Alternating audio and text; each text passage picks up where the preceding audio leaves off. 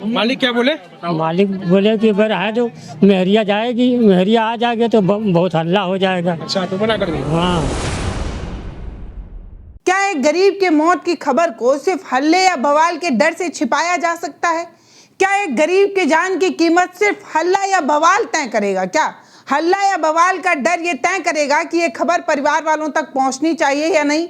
जो हम आपको बताने जा रहे हैं, जो दिखाने जा रहे हैं, वो इंसानियत के मुंह पर करारा तमाचा है। ये लखनऊ के नबी पनाह गांव की खबर है। मेरे ठीक पीछे आप देख पा रहे होंगे कि कैसे 35 फुट गहरा एक कुआं है जिसे सेफ्टी टैंक कहा जाता है। नाम में सेफ्टी लगा हुआ है, इसका मतलब आप ये मत सोचिएगा कि ये कोई सुरक्षा वाला टैंक है जिसमें जान बचाई जाती है। दरअसल ये मौत का कुआं है जहां लोग अपनी जान गंवाते हैं। कुछ ही घंटे पहले यहाँ जहरीले अंधकार भरे अंधेरे ने मजदूर राकेश और रिंकू की जिंदगी निगल ली।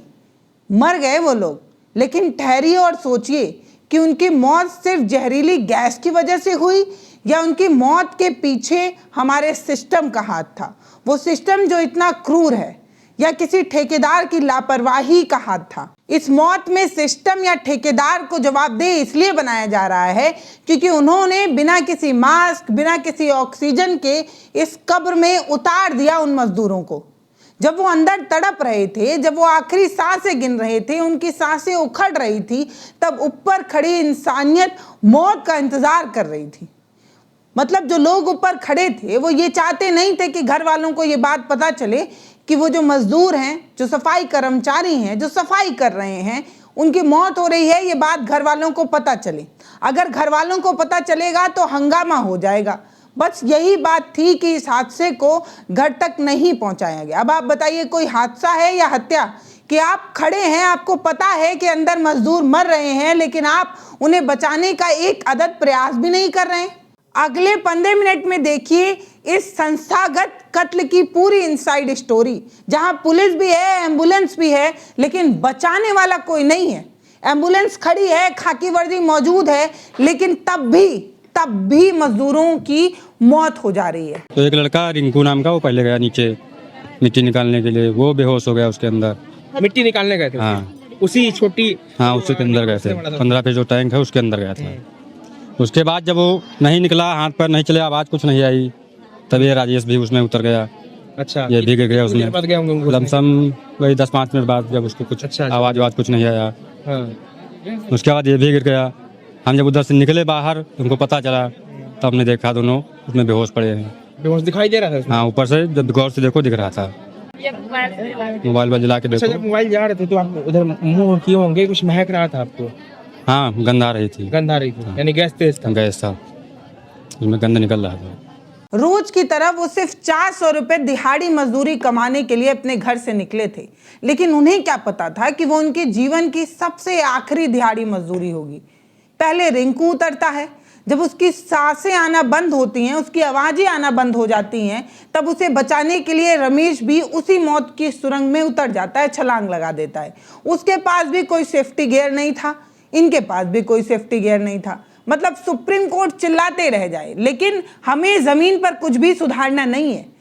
ये देखिए लोग क्या कह रहे हैं। निकालने वाला कोई नहीं, सिर्फ पुलिस वाले लिखा पढ़ी कर रहे थे। कोई निकालने वाला कोई नहीं। अगर निकालने वाला अगर वक्त पे निकाला जाता तो हमारे आदमी की जान उस समय बच सकती थी, लेकिन पुलिस वाले आए तो वो निकाले नहीं, पहले लिखा पड़ी। वो निकाले, हमने कहा मतलब निकाले, कहना कि निकाल कोई ना, हमने कहा निकाल कोई नहीं रहा, बस देखा जा रहा तमाशा बनना है। ये लिखा पड़ी किस लिए? और जो जिसका काम है वो काम करे अपना। अरे जो वो टैंक में गिरे पहले उनका निकलवा, लिखा पड़ी तो बाद में हो सकती है ना, तो वो नहीं निकलवाए। कहते हो तो रहा है कोई, लेकिन कोई ने 1 घंटा तक तो उसमें पड़े ही रहे। निकालने वाला कोई और क्या, 1 घंटे पड़े रहे उसमें, कोई निकालने वाला नहीं। फिर उसके बाद हाँ, उसमें इतनी गहरीली जैसे। अब जो हुआ वो और हैरान करने वाला था। एम्बुलेंस मौके पर पहुंच चुकी थी, पुलिस की वर्दी भी वहां पहुंच गई थी, लेकिन मौत के इस टैंक में उतरने की हिम्मत किसी के पास नहीं थी, ना प्रशासन के पास, ना एम्बुलेंस में मौजूद लोगों के पास। कानून के रखवाले सिर्फ तमाशबीन बने रहे, सिर्फ लिखा पढ़ी करते रहे, उसी में व्यस्त रहे कि कहीं किसी लिखा पढ़ी में कोई कमी ना हो जाए। 35 फीट नीचे जो जिंदगियां अपनी आखिरी सांसें गिन रही हैं, 2 लोग मर रहे हैं, लेकिन यहाँ पेपर वर्क किया जा रहा है। इसीलिए मैं कहती हूँ कि हमारे समाज में इंसानियत कैसे मर गई है, अब इंसानियत बची नहीं है। हम किसी मरते इंसान को देखकर वीडियो बना लेते हैं, हम ऐसे हो गए हैं। ऐसी ही कुछ घटना वहां पर देखने को मिली। तो हमारे घर पे सूचना देते, हमारे घर पे सूचना पहुंची ही नहीं, और जो सूचना देने वाले थे उनको भी मना कर दिया। और हमको अगल बगल से फोन आया कि मतलब कि तुम्हारे पति वहां गिर गया, तो मतलब टैंक पे जाओ। मैंने वहां टैंक पे गई, मैं टैंक पे गई, मतलब हमको भी जाने नहीं दिया, ना देखने दिया, कहने कि तुम वहां नहीं जाओ, मतलब नहीं जाना। मतलब पुलिस वाले सब घेरे का पूरा टैंक घेरे खड़े थे, तो हमको जाने ही नहीं दिया। अब आप मुझे बताइए कि हादसे के बाद सबसे पहला कदम क्या उठाना चाहिए था? सबसे पहला काम क्या होना चाहिए था? घर वालों को खबर देनी चाहिए थी, सूचना देकर यह बताना चाहिए था कि क्या घटना हो गई है, कैसे घटना हो गई है। लेकिन यहाँ ठेकेदार और मालिक ने खौफ का एक ऐसा पहरा बिठा दिया कि मजदूर के घर वालों को भनक तक नहीं लगी, मतलब पता तक नहीं चला कि उनके परिवार के सदस्य कैसे नाली में दम तोड़ रहे हैं, वहां पर उनकी मौत हो रही। पता ऐसा क्यों? क्योंकि एक गरीब की जान से ज्यादा कंस्ट्रक्शन साइट पर होने वाले बवाल की फिक्र थी। इन्हें इस बात की चिंता थी कि अगर परिवार वाले आएंगे, हंगामा मचाएंगे, तो हो सकता है कंस्ट्रक्शन साइट पे कुछ प्रॉब्लम हो, आगे की जो कार्रवाई है या जो बनाने का काम है उसमें रुकावट आ जाए। इसीलिए परिवार वालों को बताया तक नहीं गया। मतलब शर्म, हया, लाज सब खत्म हो गई है। इंसानियत तो है ही नहीं, चिंता भी नहीं है, क्योंकि पता है यहाँ हंगामा कोई गरीब आकर करेगा, बाद में पुलिस आएगी, खाकी वर्दी आएगी, साथ में लाठी आएगी, आवाज़ दबा दी जाएगी। बहुत आसान होता है गरीब की आवाज़ दबाना।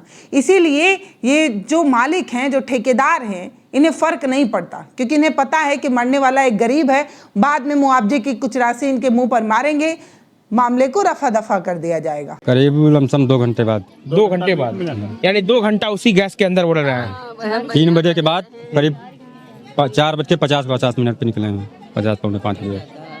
धीरे धीरे समय बीतता रहा, गैस अंदर नसों में घुलती रही, जहर बन गई। बचाव टीम कब आई?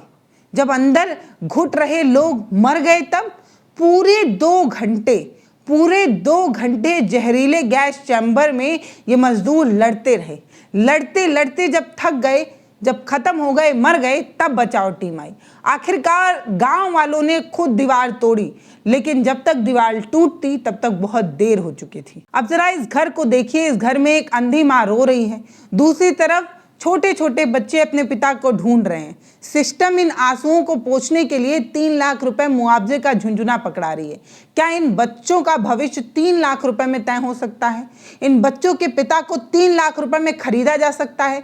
एक जिंदगी की कीमत कितनी होती है सरकारी फाइल में, यही तो हम समझने की कोशिश करते हैं और हम समझ ही नहीं पाते। मुआवजा राशि देकर आप अपनी गलती पर पर्दा डाल सकते हैं, लेकिन वो गलती दोबारा दोहराई नहीं जाएगी। इस बात के लिए आप कौन सा कदम उठाते हैं? सवाल तो यही है। हर बार इस तरीके की लापरवाही होती है, कोई मजदूर मारा जाता है, एक मुआवजा राशि बांटी जाती है और फिर से उसी ढर्रे पर। बेहया कहा जाता है इसे, जो गलतियों से सीख नहीं लेता है, क्योंकि उसे पता है कि जान ही तो गई है, अपनों की थोड़ी गई है, किसी गरीब की गई है।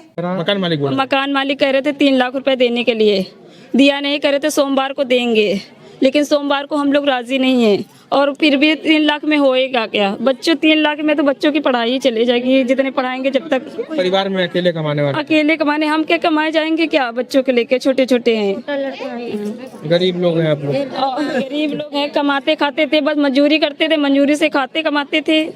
ये सिर्फ नबी पनाह की कहानी नहीं है। दी हिंदू की ग्राउंड रिपोर्ट ने, उनके खोजी पत्रकारिता ने यह बताया है कि भारत में पिछले 5 सालों में सीवर और सेफ्टी टैंक की सफाई करते हुए 400 मजदूरों की मौत हो चुकी है। 1-2 नहीं, 400 लोग मारे गए हैं। ये जो लोग होते हैं, ये गिनती में एक होते हैं, इनके पीछे एक पूरा परिवार होता है। सुप्रीम कोर्ट ने 2014 में ही मैनुअली स्केचिंग को रोक लगा दी थी, सख्त पाबंदी लगाई थी, यानी कि मानवीय इंसान नाले के अंदर घुसकर सफाई नहीं करेगा, मशीनों का इस्तेमाल किया जाएगा। ये कब हुआ था? 2014 में सुप्रीम कोर्ट ने कह दिया था, और अभी हम 2026 में खड़े हैं। मतलब कड़े निर्देश सुप्रीम कोर्ट की तरफ से दिए जा चुके हैं। बिना सेफ्टी गियर के किसी को भी टैंक में उतारना सीधा अपराध है, ये बात सुप्रीम कोर्ट कह चुका है। लेकिन हम क्या कर रहे हैं?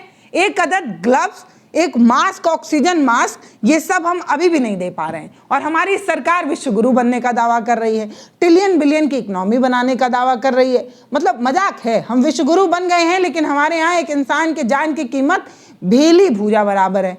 एक सफाई करने वाला नाले में उतर रहा है, जबकि सुप्रीम कोर्ट ये बता रही है कि ऐसे उतारना अपराध है, लेकिन तब भी उतारेंगे। काहे कि सिस्टम अपना है, फर्क किसको पड़ता है। जमीनी हकीकत आज भी यही बता रही है कि नियम सिर्फ कागजों पर धूल फाक रहा है और ठेकेदार इसी तरीके का काम कर रहे हैं। जब ऐसे मामलों पर ठेकेदारों और जो ये मकान मालिक हैं, इन पर गैर इरादतन हत्या का मुकदमा नहीं दर्ज हो जाता, इन्हें जेल नहीं भेज दिया जाता, तब तक एक गरीब की जान ऐसे ही जाती रहेगी। 400 रुपये दिहाड़ी के लिए एक आम आदमी की जिंदगी ऐसे ही नीलाम होती रहेगी। इन बिलखते परिवारों की आवाज़ों को दबाने मत दीजिएगा, दबने बिल्कुल मत दीजिएगा, क्योंकि ये आवाज़ अगर दबे तो कल किसी और सुरेश मुकेश की हत्या हो सकती है। इसीलिए मैं चाहती हूँ कि इन मुद्दों पर आप बात करिए। बात नहीं कर सकते तो कम से कम वीडियो शेयर करिए उन हुक्मरानों तक जिनकी जिम्मेदारी है ये काम करना, और वो तब भी नहीं कर रहे हैं। नमस्ते।